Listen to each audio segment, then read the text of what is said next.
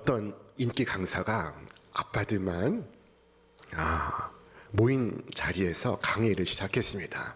그는 말했습니다. 자, 내가 아내를 잡고 살면 오른쪽으로 가시고 아내에게 잡혀 살면 왼쪽으로 가십시오. 자, 그래서 대부분의 사람들이 왼쪽으로 옮겨갔는데 딱 한 사람이 오른쪽으로 갔습니다. 많은 사람들이 놀라워했고 강사는 그에게 물었습니다. 비결이 무엇인지를. 그러자 그 남자가 하는 말이 우리 아내가 인파가 많은 곳에 가지 말라고 했는데요 라고 답을 했다고 합니다. 사람들은 흔히 두 편으로 나뉩니다. 커피를 마시는 사람과 차를 마시는 사람, 아침형 인간과 저녁형 인간. 사람은 쉽게 둘로 나뉩니다. 주님 앞에서도 두 편이 나뉘고 있습니다. 예수님께서 십자가에 달리셨을 때 예수님의 왼편과 오른편 강도가 서로 나뉘고 있습니다. 자, 그중 하나는 예수님을 조롱했습니다. 예수님을 그 자리에서 비난하였습니다. 그러나 다른 편 강도는 그를 꾸짖고 책망합니다. 그리고 주를 향하여 아뢰었습니다.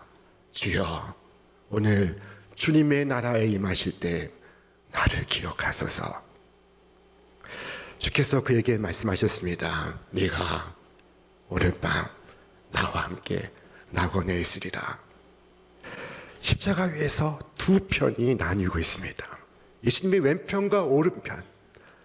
여러분 어느 편에 서야 하겠습니까? 오늘 아침 스스로 물어보시기를 바랍니다. 나는 어느 편에 서는가? 나는 주의 편에 서는가? 아니면 주의 원수의 편에 서는가? 나는 주와 함께 모으는 자인가? 아니면 흩어버리는 자인가? 이 구분이 다른 어떤 구분보다 중요한 것은 영혼을 결정하기 때문입니다. 오늘 본문 말씀 속에서도 두 편이 나뉘고 있습니다. 어떤 아버지에게 두 아들이 있었습니다. 어느 아버지는 아들에게 포도원에 가서 일하여라 하였습니다. 그때 첫째 아들은 선뜻 대답하기를 네, 가겠습니다 하고는 가지 않았습니다. 둘째 아들은 싫습니다, 안 가겠습니다 하고 거절하더니 뒤늦게 후회하고서 갔다는 것입니다. 자, 오늘 본문 속에 이렇게 싫습니다, 안 가겠습니다 말하는 하나님께 불순종하는 아들이 있습니다. 하나님께서 아들아 오늘 포도원에 가서 일하여라 하실 때 그는 매우 불순하게 가지 않겠습니다 라고 말했습니다. 아무 거리낌 없이 그는 말했습니다. 그는 자신이 솔직한 사람인 것을 자랑합니다. 그는 지금까지 자신이 정직했음을 뽐내고 있습니다. 그러면서 믿음을 고백하는 이들을 보면 나는 그들처럼 위선자가 아닙니다. 나는 정직합니다 라고 말하고 있습니다. 여러분이 위선을 좋아하지 않는 것은 참 좋은 일입니다. 그것은 높이 살 수 있습니다.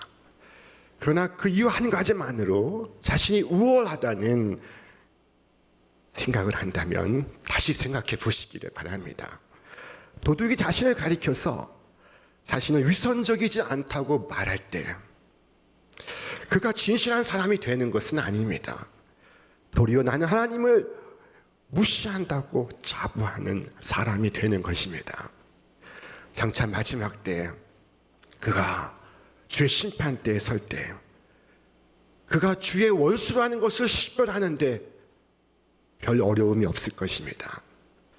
그는 그 한 말로 인하여 정죄를 받을 것입니다. 자, 그러나 이어진 말씀을 보십시오. 그 후에 뉘우치고 갔으니 그는 그 후에 뉘우치고 갔습니다. 그는 처음에 가지 않겠다고 말했습니다.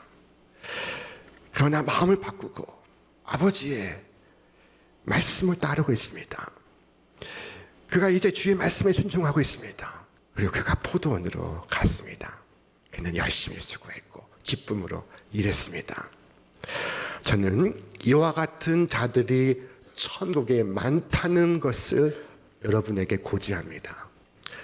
둘째로 본문 속에서는 그 정반대의 사람도 등장하고 있습니다.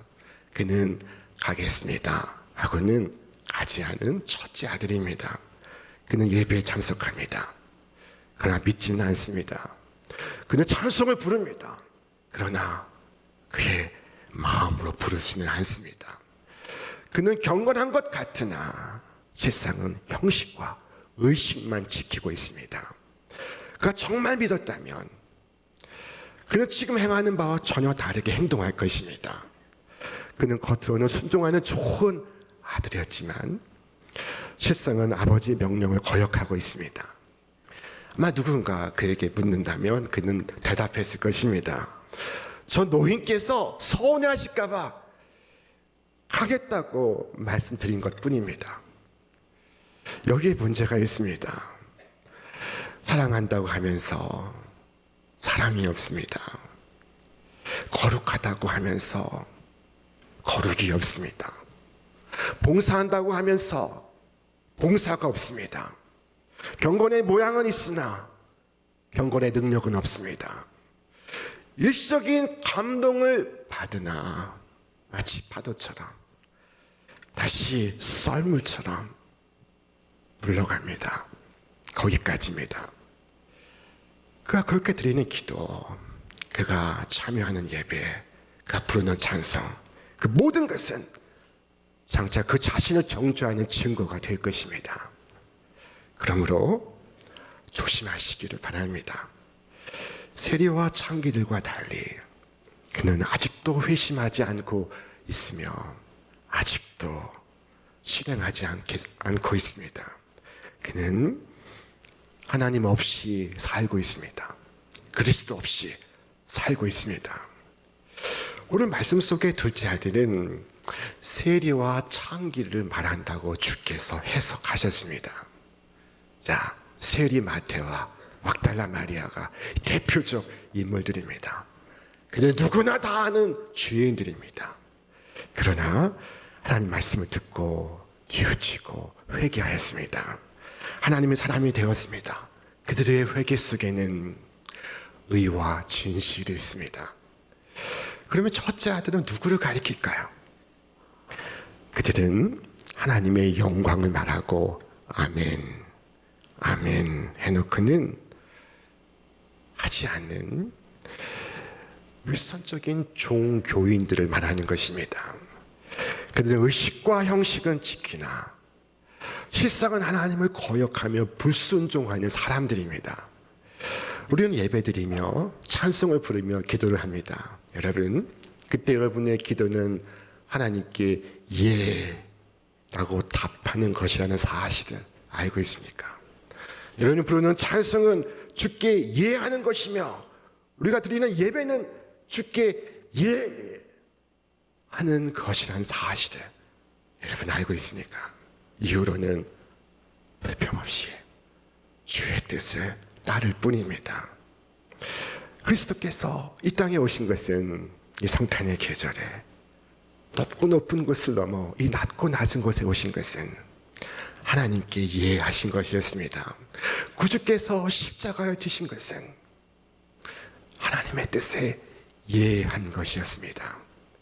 그리스도는 항상 하나님께 예하셨으며 십자가 앞에서 아버지께서 주시는 잔을 예하고 마셨습니다.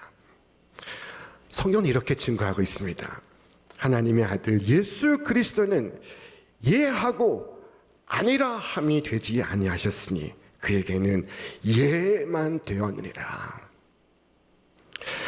오늘 둘째 아들이 첫째 아들보다 나은 것은 그가 뉘우치고 갔다는 것입니다. 뒤늦게라도 뉘우치고 포도원에 들어갔다 하는 그 사실이 중요한 것입니다. 여러분은 얼마나 뉘우치십니까?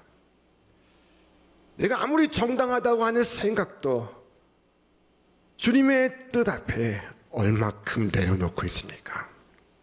내 생각에서 주님의 생각으로 얼마큼 바꾸어 살고 있습니까? 자, 여러분, 거기에 주의 축복이 있습니다. 주님은 네가 셀이냐, 네가 창기냐 묻지 않으셨습니다. 뉘우침이 있는 사람은 다 하나님의 자녀입니다. 뉘우치고 하나님의 뜻에 순종하는 사람은 복 있는 자입니다. 주께서 말씀하셨습니다. 그러나 악인이 만일 그가 행한 모든 죄에서 돌이켜 떠나 내 모든 율례를 지키고 정의와 공의를 행하면 반드시 살고 죽지 아니할 것이라. 그 범죄한 것이 하나도 기억함이 되지 아니하리니 그가 행한 공의로 살리라. 한 해가 지나가고 있습니다. 지난 1년 어떻게 살아오셨습니까? 여러분에게 혹 후회가 있으십니까? 지난 과거는 생각하지 마십시오. 지금 주님 앞에 나왔으면 그것으로 족한 것입니다. 그것을 의로 여기시고 주께서 기뻐하십니다. 사람이 망하는 것은 죄 때문이 아닙니다. 돌아오지 않기 때문입니다. 사람은 죄 때문에 지옥 가는 것이 아니에요. 회개하지 않아서 지옥 가는 것입니다. 죄를 회개하지 않기 때문에 멸망하는 것입니다. 여러 번 회개의 기회가 있었습니다. 여러 번 주의 말씀이 그의 귀에 들렸습니다. 그러나 끝까지 뉘우치지 않았다면 그 책임은 누구에게 있는 것입니까? 보십시오. 당시 바리새인과 서기관들에게 말씀하시기를 세리와 창기가 너희보다 먼저 천국에 들어가리라 말씀하셨습니다. 그들은 회개했지만 너희는 회개하지 않았다는 것입니다. 사랑하는 여러분, 여러분은 얼마나 뉘우치고 사십니까? 얼마나 내 생각에서 하나님의 생각으로, 내 뜻에서 하나님의 뜻으로 바꾸어 살아가십니까? 오늘 말씀 속에는 예라고 대답하고 그 길로 그가 말한 대로 걸어갔던 아들은 없었습니다. 가겠다고 하고 가지 않은 아들과 가지 않겠다고 하고 간 아들, 두 아들이 등장하고 있습니다. 오늘 본문 속에 없지만 세 번째 아들이 있었다고 가정해 보십시오. 오늘 본문에 등장하지 않는 자녀, 바로 여러분입니다. 자, 여러분은 어떤 입장을 취하시겠습니까?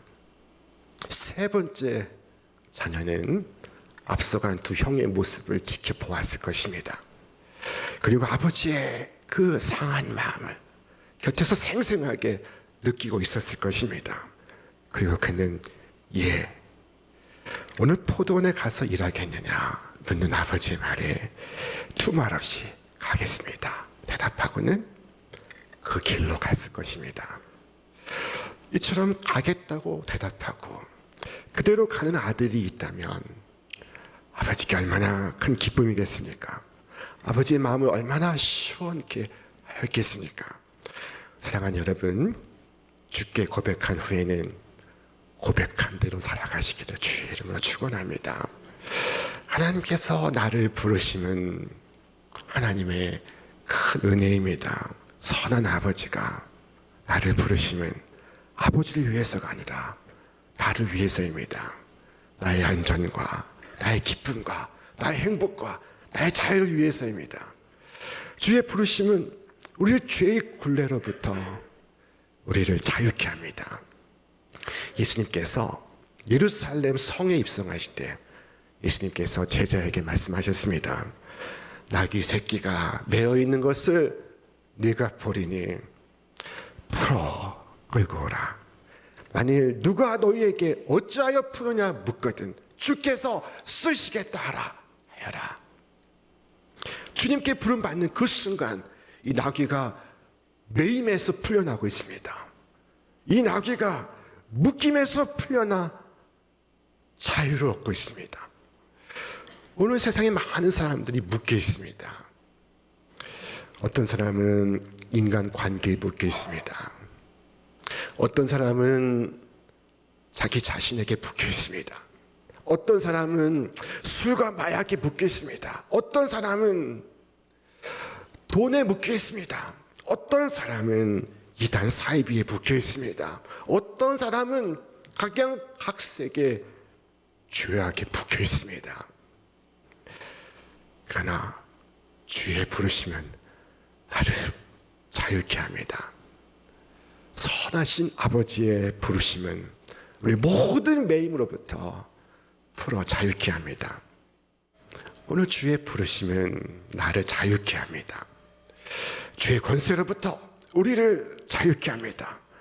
나를 비로소 나 되게 하고 참된 내가 되게 하며 내 삶으로 보람 있게 하고 의미 있게 합니다. 우리 비유의 말씀을 시작하면서 주께서 사람들에게 물으셨습니다. 그 둘 중에 누가 아버지의 뜻을 행하였느냐? 여러분, 아버지의 뜻을 행하는 것, 그것이 신앙의 모든 것이라는 사실을 알고 있었습니까? 신앙은 한마디로 나의 뜻이 아닌 주의 뜻을 이루는 삶입니다. 주의 뜻을 이루기 위해 나 자신의 뜻을 그에게 복속시키는 것입니다. 내 뜻에서 하나님의 뜻으로, 내 생각에서 하나님의 생각으로 생각을 바꾸는 것입니다. 오늘 이 말씀을 드리면서 제 자신이 한없이 부끄럽습니다. 왜냐하면 저희 아버지에게는 두 아들이 있었고, 그리고 저는 가겠다고 하고 가지 않던 아들이었기 때문입니다. 제 이후의 삶은 제 생각을 바꾸어 온 시간들이었습니다. 사랑하는 여러분, 여러분은 어떤 유형의 자녀였습니까? 여러분은 아버지의 부르심에 어떻게 응하고 있습니까? 하나님께 예라고 했으면 여러분 예한 대로 살아가시기를 바랍니다. 주께 고백한 대로 삶으로서 신앙을 고백하시기를 바랍니다. 처음엔 비록 아니요 라고 말했을지라도 아버지의 마음을 헤아리며 그 마음을 바꾸어 사는 자에게 하늘의 소망이 있습니다. 주께서 하신 말씀을 다시 주목하시기 바랍니다. 세리와 창녀들이 너희보다 먼저 하나님의 나라에 들어가리라. 먼저 들어가리라 하셨습니다. 그렇다면 회개한 여러분도 뒤따라 들어갈 수 있다는 말씀입니다. 만약 여러분이 그들 뒤로 따라가지 못한다면 그들이 여러분보다 먼저 들어가리라 하는 식으로 말씀하시지 않으셨을 것입니다. 주님은 지금 우리를 포도원으로 부르십니다. 추수할 것은 많으나 추수꾼이 없습니다. 이 세상은 빛을 잃고 어둠 속에서 헤매이나 그들에게 참 빛을 전하는 이는 없습니다. 이 혼란스러운 세계가 소망을 필요로 하고 있습니다. 우리 그 일을 위하여 부름받은 사람들입니다. 주께서 우리에게 말씀하셨습니다. 너희는 세상의 빛이다. 너희는 세상의 소금이라. 여러분, 오늘 주의 거룩함과 인내와 온유함으로써 주께서 보내신 자리에서 여러분의 가정에서 일터에서 주의 거룩하신 뜻을 이루어 가시기를 바랍니다. 영원한 생명을 얻은 우리는 우리 자신을 위하여 살아갈 이유가 더 이상 없습니다. 성경이 우리에게 교훈하고 있지 않습니까? 우리 함께 읽겠습니다. 그가 모든 사람을 대신하여 죽으시면 살아있는 자들로 하여금 다시는 그들 자신을 위하여 살지 않고 오직 그들을 대신하여 죽었다가 다시 살아나신 이를 위하여 살게 하려 함이라. 오늘 주께서 보내신 자리에서 가정에서 일터에서 거룩한 순종을 바치는 여러분과 제가 되기를 바랍니다. 이처럼 주의 소명에 충성하는 여러분 위에 천국의 기쁨과 소망이 충만하기를 이제와 영원토록 가득하기를 주의 이름으로 축원합니다.